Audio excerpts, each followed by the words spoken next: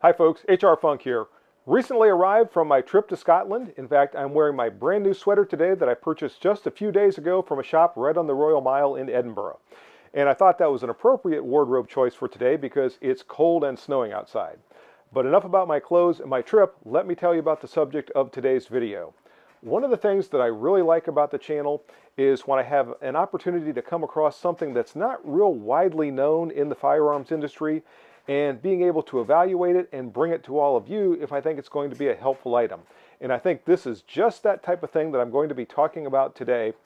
And I think for those of you that have traditional handguns with dovetailed sights that are not set up for optics or not set up for adjustable sights or anything else, this is something that might give all of you a new degree of functionality in your traditional handgun.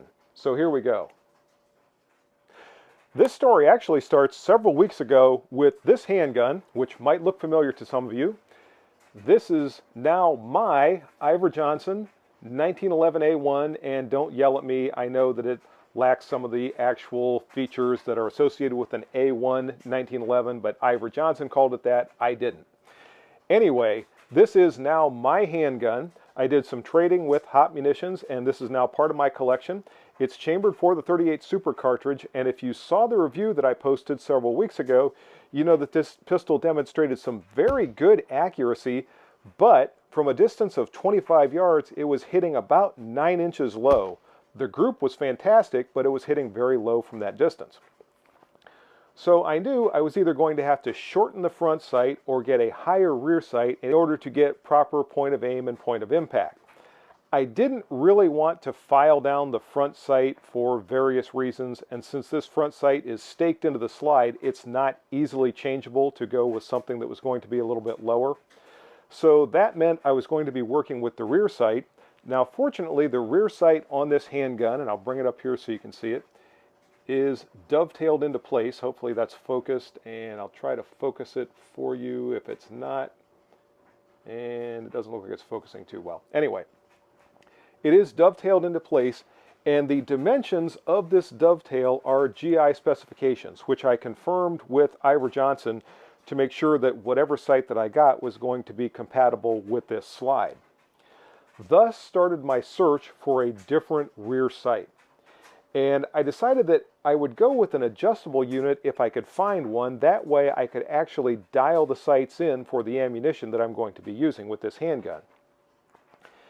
And I started out with a different adjustable sight. I got one from another company.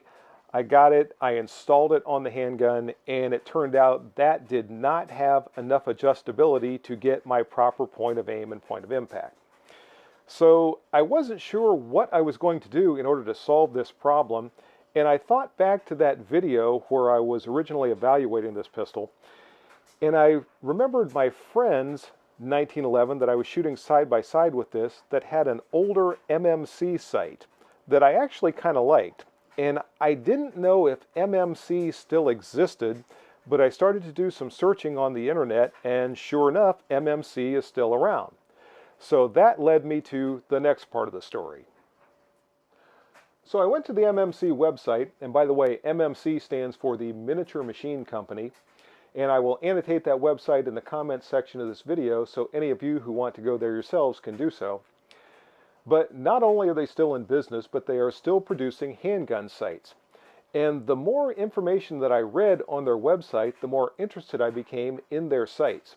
It turns out specifically the sights that they have are designed for military handguns with military specification dovetail cuts, one of which is for the 1911, and that's what I needed. But they also offer sights for the P35 high power, some SIG pistols, some CZ pistols, and several others. So if you have an older handgun, or at least an older design that still uses a basic military dovetail cutout, take a look at the sights they offer to see if there might be one that fits your pistol. Anyway, I read about the sights. I have one right here in my hand that I'm going to be telling you all about in a little bit. And I decided that I wanted to get some more information because having had one bad experience with a different adjustable sight, I wanted to talk to somebody from the company and find out a little bit more about what they were offering and make sure that it was going to work for my handgun. So there is a phone number listed on the website, and I thought I would give a call rather than send an email so I could actually talk to a human being. And when I placed the call, it turns out the owner himself answered the phone, and he gave me a little bit more information about the company and the sites that they're producing.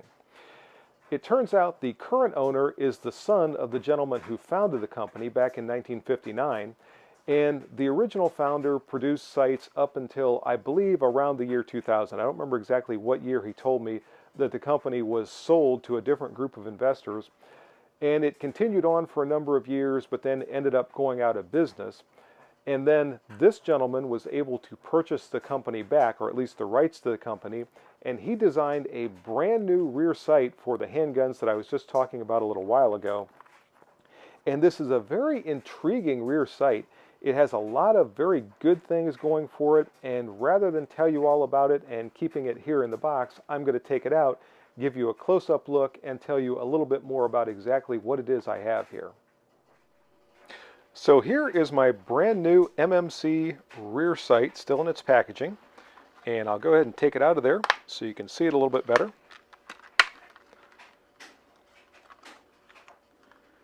And these items that come with it I will discuss in a little bit, but the main thing that I want to show you, if I can actually open this little bag, that might be the most difficult thing in the video, folks, is trying to get the sight out of the little plastic bag.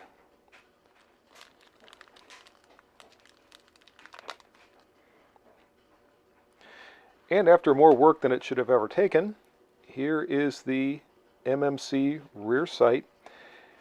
And it is very similar to the front sight of an AR-15 or an M16 in that it has protective ears on either side. And one of the things that a lot of people worry about with adjustable sights is that they will get bumped, or maybe the pistol will get dropped or banged and the sight will be moved out of adjustment. Whereas this sight, which is machined out of solid hardened steel, has these protective ears to prevent that very thing from happening. The adjustment is accomplished very simply by rotating the sight blade, and if you rotate it clockwise, that lowers your point of impact, or if you rotate it counterclockwise, that raises the point of impact.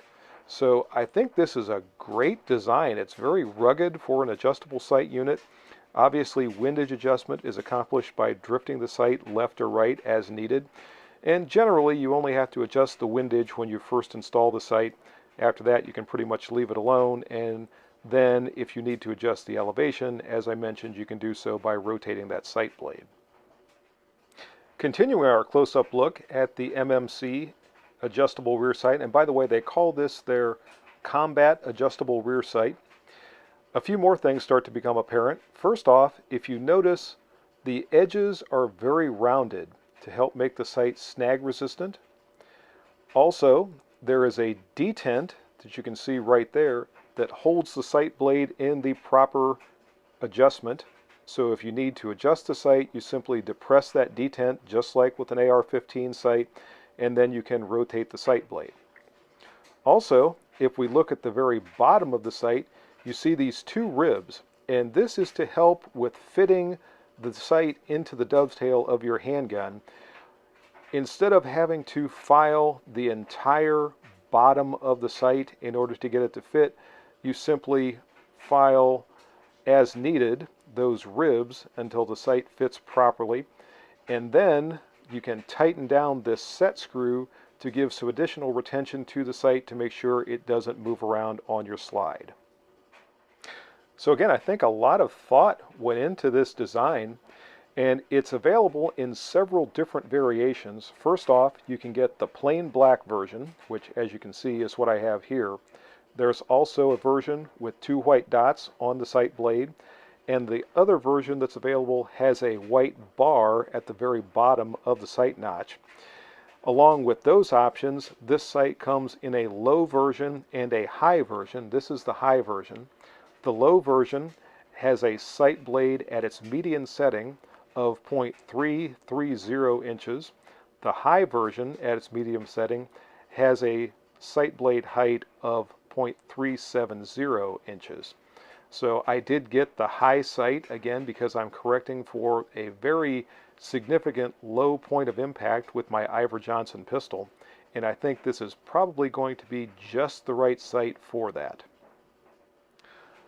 Accompanying the MMC sight are instructions for installation and adjustment, along with a hex wrench for tightening the set screw that helps hold the sight in place, as well as depressing the detent plunger in order to be able to adjust the sight, and a small popsicle stick to work as a screwdriver when you're making that adjustment. So what I'm going to do in just a couple of moments is actually install this sight on my Iver Johnson 1911. And if you're watching this video on YouTube, I am not going to be able to demonstrate the installation in the YouTube video. So I'm going to have the installation video on my Rumble page. So if you go to Rumble, do a search for my Rumble page, and you'll be able to find this video where I show the installation of the sight. Then the YouTube video will pick back up again with actually shooting the pistol and adjusting and zeroing the sight to see how it performs in the end. And there you go, folks. I now have the new MMC rear sight installed on my Iver Johnson 1911. And if you didn't go to the Rumble page to watch the installation video, it was fairly easy. It did take a little bit more filing than I expected, but given the number of different manufacturers who all manufacture 1911s to slightly different specs, I can understand there being quite a bit of extra material just to make sure that there was going to be a good fit between the sight and whatever pistol it was eventually installed on. By the way, one thing I neglected to mention in my original review of the sight was the fact that you can, if necessary, use that rear sight for one-handed slight manipulation, as I did just there. Not sure how that could have possibly slipped my mind in my original shop review. So there you go, folks. That is my initial review and installation of the MMC adjustable combat rear sight that you can see once again on my Iver Johnson 1911 there. In part 2 of this video, we'll head out to the range and I'll perform my final zeroing of this sight. And finally, we'll be able to see how this pistol performs with a sight that allows it to fire point of aim, point of impact. But that's going to do it for this video. If you have any questions or comments, as always, make sure you forward those to me. Remember, if you purchase anything from Optics Planet, be sure to use my discount code, which is... And if you use that discount code, it's good for 5% off your purchase from Optics Planet. Also, remember the new discount code from Hot Munitions. If you go to Hot Munitions, you can use my discount code there, which is HRFunk10, and that'll save you 10% off your purchase from Hot Munitions. And last but not least, the new Target sponsor for the channel. If you go to Target's online, check out their inventory, see if they have something that's going to work for you. They are sponsoring me by sending me targets when I need them, and that helps me out a lot. So until next time, folks, as always, good shooting. Bye-bye.